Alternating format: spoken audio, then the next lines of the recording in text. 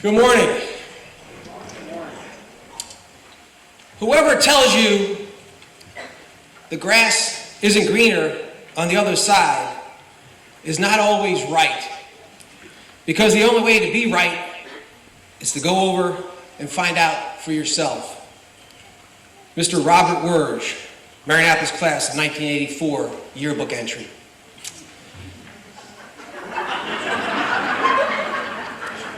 Apparently he doesn't remember that. I come around at the end and sort of close it up too, Rob, so get ready. After graduation, Mr. Werge earned his Bachelor of Science in Mechanical Engineering from the University of Connecticut and later attended Harvard Business School's program for leadership development. Currently, Mr. Werge is the President and Chief Executive Officer of Cadence, a contract manufacturing organization focused on finished medical devices in the drug delivery, surgical, and diagnostic markets. Cadence products and contracts are worldwide, employing over 800 staff. Mr. Werge's career began at Nipro, a contract manufacturer of precision plastic products for healthcare and other markets. He held positions in operations and pre-production with a focus on automation, tooling, program management, and lean manufacturing. Mr. Werge eventually moved into business development and the Vice President of Sales for the Americas region. He also led Nipro's consumer electronics business in the Americas region and later assumed responsibility for India's operation. Mr. Werge spent several years as the Vice President and General Manager at Philips Medisize, a leading global provider of design and manufacturing services for drug delivery and other medical devices. Since 2016, Mr. Werge is the owner of Custom Curved Moldings in Putnam, Connecticut. They design and manufacture solid wood curved moldings for commercial and residential applications. And now I'd like to take a poll. How many of you were born in the Bronx? Raise your hand. 1. 2. Sorry, 2. Thank you. Of course, those of us know the home of the Bronx is also the home of the New York Yankees. How many Bronx-born people are Red Sox fans? Raise your hand. Don't give him any fuel. Don't give him any fuel. The only Bronx-born person I know was a Red Sox fan. Anyway, Mr. Werge, along with his wonderful wife, Dolores, are the proud parents of 3 Marianapolis alums, and they are here today. And I'm going to ask them to stand. Ryan, class of 11. Anna, class of 13. And Joe, class of 21.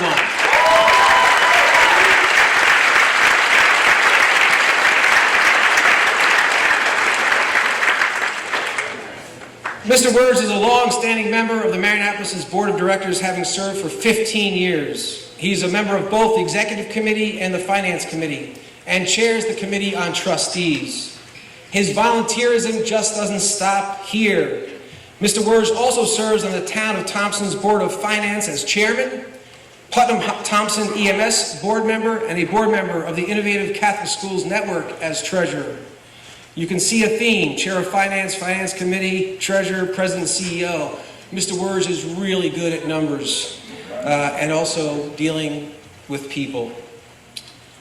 Whoever tells you the grass, this is going to sound a little more familiar, Mr. Werge.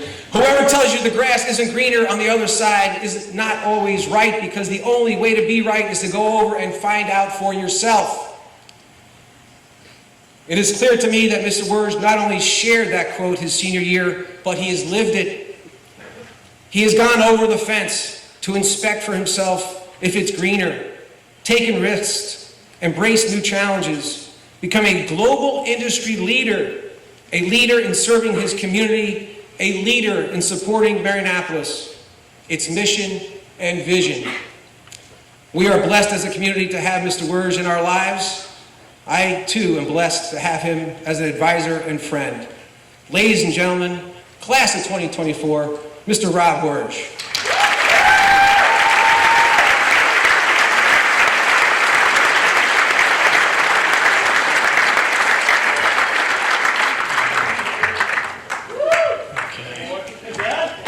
Good morning everyone, and thank you, Joe, for the kind introduction. I'm truly honored to be here today and celebrate this special day with you, the 2024 graduates of Marianapolis. Father John was the headmaster when I sat in those seats with my classmates in 1984, and I'm pretty sure he didn't predict that I'd be back here 40 years later addressing the class of 2024. Your class theme in 2024, MPrep serves. I love it. It's so simple, yet so incredibly impactful.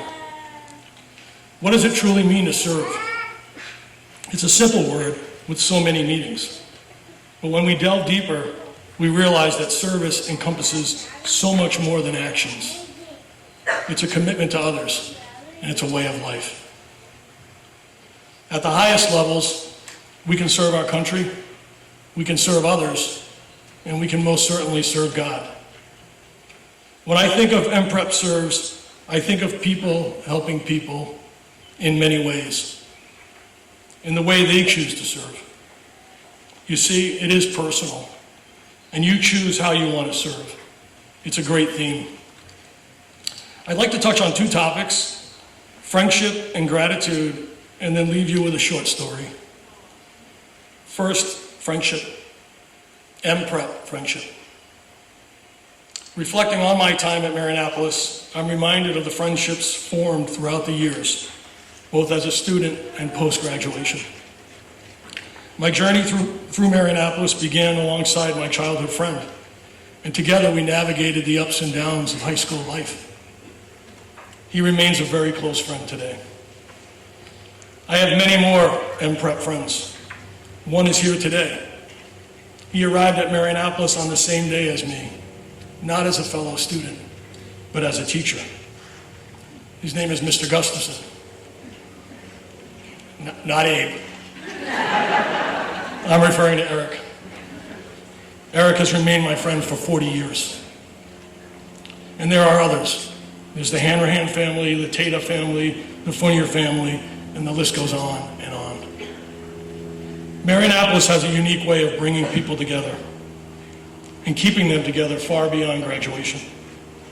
As you sit here today, surrounded by your classmates, I encourage you to cherish the friendships you've formed. Marianapolis will always be more than just a school. It's the thread that ties us together, a place where lifelong friendships and bonds are created. Next, MPrep gratitude. Your journey leading to today was indeed in your hands, a testament to your resilience, determination, and hard work. But it is important to acknowledge that you did not get here entirely on your own. Think of your friends, your parents, your relatives, teachers, coaches, and all those who played a role, large or small, in helping you throughout your life. You were surrounded by a network of love and support, a personal safety net that caught you when you fell and lifted you back up. Be proud of your accomplishments, but also be humble and recognize the role that others played in your success. Now I'd like to share a short story with you, an experience that made a lasting impact on me. While attending postgraduate studies focused on leadership development, there were many courses covering different aspects of business, strategy, leadership, as well as others. Nearly all the cases we studied were in working groups, and rarely did we have an assignment alone. However, toward the end of the program, Professor Sasser gave us an assignment to draw a life river, our personal life river.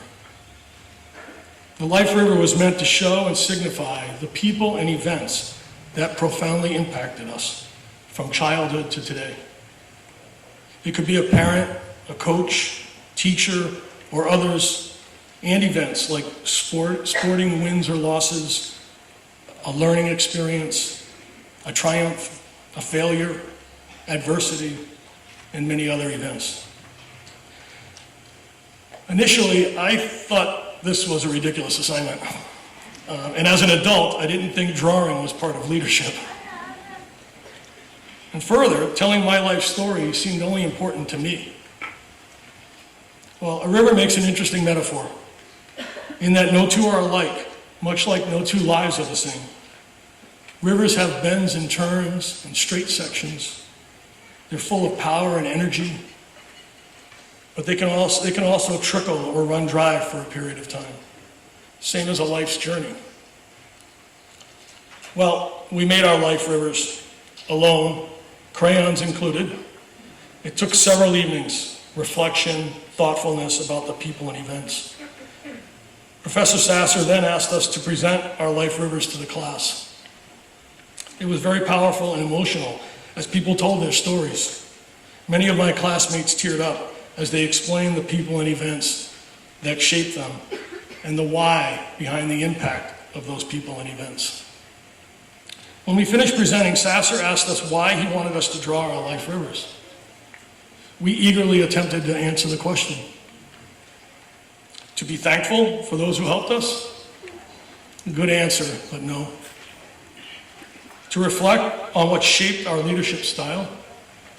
Good answer, but no. To tell our stories so others could know us better? Another good answer, but no. Maybe to slow down, be introspective, and be more self-aware. He said that's a good answer, but still no.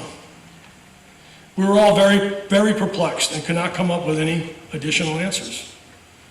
Why did Sasser ask us to draw our life river? To me, the answer seemed so obvious. It had to be about gratitude. Well, the classroom was silent as we all looked at Sasser.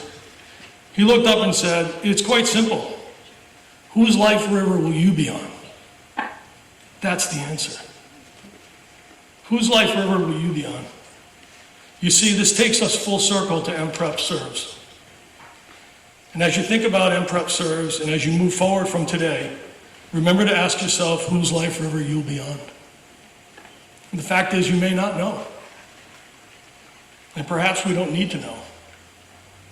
If we are serving others, then we inevitably will be on many, many life rivers. Today is filled with so many activities, emotions, and memories. Those memories will fade over time. So I ask you to take away one thing from today, only one thing from all my words, and I'm hopeful it will make a lasting and indelible impression on you. Whose life river will you be on? Congratulations, class of 2024. Move forward with courage, conviction, and passion to serve others. And thank you for inviting me to share this special day with you.